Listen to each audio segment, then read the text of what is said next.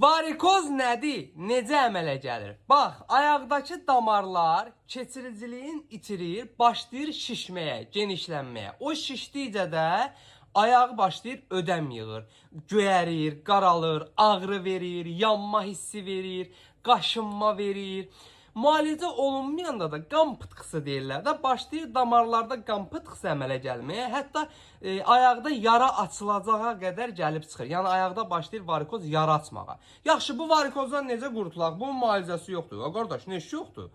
Ekrandakı ürəyi qızarır, mənə diqqətlə qulaq as. Sənə lazım olan venastop geldir. Çünki bu venastop gelin tərkibində diospin, hesperidin və əlavə bitki ekstraktları var ki, ayağına sürtdüyün zaman ilk öncə damarların keçiriciliyin, hərəkətliliyin bərpa eləyir, qan dövranını normallaşdırır, şişməni, qaralmanı, göyərməni, ağrıları aradan qaldırır, damarların deformasiyaya uğramasının qarşısını alaraq damarları yığır, kiçildir və qısa müddətdə varikoza, varikozun əmələ gətirdiyi problemlərə son qoyur.